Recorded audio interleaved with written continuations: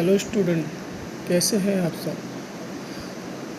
तो जैसा कि हम लोगों ने दो क्वेश्चन सीख लिया था। नंबर एक, व्हाट इज़ स्टैटिक्स क्या होती है, और क्वेश्चन नंबर टू क्या था आपका, स्टैटिकल इन्वेस्टिगेशन क्या होता है। ठीक, तो आज जो तीसरा इम्पोर्टेंट है, आप चाहे किसी भी स्टेट यूनिवर्सिटी से अगर बिलोंग करते हैं और आपके सब्जेक्ट में अगर बिजनेस स्टैटिक्स है तो ये क्वेश्चन कंफर्म रहता है ना कि सोर्सेज ऑफ डाटा। ठीक है, जो हम डाटा कलेक्ट करेंगे, जो इन्फॉर्मेशन कलेक्ट करेंगे, उसके सोर्स क्या होते हैं। तो ध्यान दो student, there are two sources, दो सोर्स होते हैं। नंबर वन होता है आपका इंटरनल और नंबर टू होता है आपका एक्सटर्नल। ठीक, बात करते हैं इंटरनल सोर्स की। तो इंटरनल सोर्स क्या होता है कि when data is collected within the organization, जब हम ऑर्गेनाइजेशन के अंदर से ही इंफॉर्मेशन कलेक्ट करते हैं। जैसे मान लो कि हमारा कॉलेज है, हम कॉलेज के अंदर ही लोग उस इंफॉर्मेशन कलेक्ट कर रहे हैं, this is called internal sources.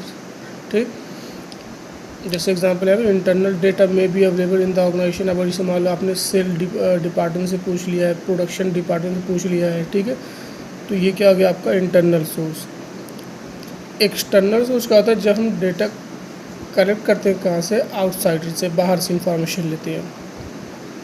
और एक्सटर्नल सोर्सेज को भी बाइफरकेट किया गया कितने पार्ट्स में, टू पार्ट्स में। ठीक, और ये आपका काफ़ी मोस्ट इम्पॉर्टेंट है, जो आपका हर बार एग्ज़ाम में आता है कि प्राइमरी डाटा क्या है, सेकेंडरी डाटा क्या है।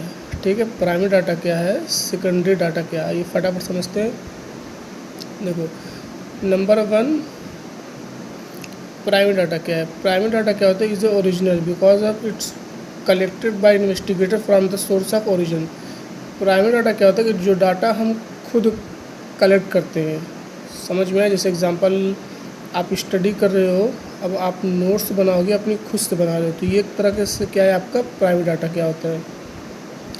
और ये क्या होता है secondary, it is not original because investigator use the collected by some other person. ये किसी और का डाटा होता है। जैसे मान लो आपने अपने दोस्त की नोट्स ले लिया है, ठीक है, आप उसको लेकर बना रहे हो, तो ये क्या आपके लिए सेकेंडरी। तो जाहिर सी बात है, जो आप काम खुद से करते हो ना, तो यहाँ पे ना take more time for collection, time भी ज़्यादा लगेगा। और ये आपके दोस्त ने बनाया था, आपने बनी बनाई चीज़ें ले ली, तो टाइम क्या हो जाएगा, लेस टाइम हो जाएगा। जाहिर सी बात है, तो प्राइमरी डाटा में क्या हो जाएगा, more cost and more effort. Cost भी ज़्यादा आएगी, मेहनत भी ज़्यादा करना पड़ेगा, है ना। इसी तरह इसमें लेस कॉस्ट एंड लेस, यानी कम मेहनत लगेगी, कम कॉस्ट आएगी।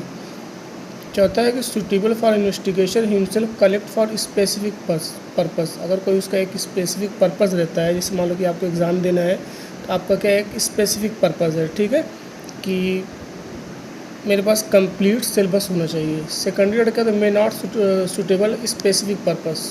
ठीक है, कोई एक स्पेसिफिक पर्पस नहीं होता है, इसीलिए इसे कहा this is first hand data, कि हम पहली बार हम बना रहे हैं। और ये क्या है, समवन एल्स अर्लियर, किसी ने पहले बना चुका था और उसके बाद आप उसी को कॉपी कर रहे हो। और जाहिर सी बात, जो नोट्स आप खुद बनाए हो, ठीक है, उसके आगे मोर रिलायबल, यानी आपको ज़्यादा भरोसा रहेगा। ठीक है, और ये क्या है, लेस हो सकता है कि आपके दोस्त ने कोई एरर किया होगा तो आप भी वही गलती कर दोगे। तो आई होप क्लियर हो गया होगा, सिंपल है। Primary data, secondary data. Primary data क्या होता है, जो एक इन्वेस्टिगेटर ओरिजिनल सोर्स से लेता है, ठीक है, ऐसे वो खुद कलेक्ट करता है। और ये क्या होता है, किसी और ने पहले से प्रिपेयर किया था, आपने उसको ले लिया। तो इसी वजह से जब हम कोई काम खुद करते हैं तो टाइम क्या होता है, ज़्यादा लगता है। सेकेंडरी में टाइम क्या होता है, कम लगता है। कॉस्ट भी क्या होगी, ज़्यादा लगेगी, मेहनत भी ज़्यादा लगेगी। और इसमें क्या होगा, कॉस्ट भी और मेहनत दोनों कम लगेगी। ये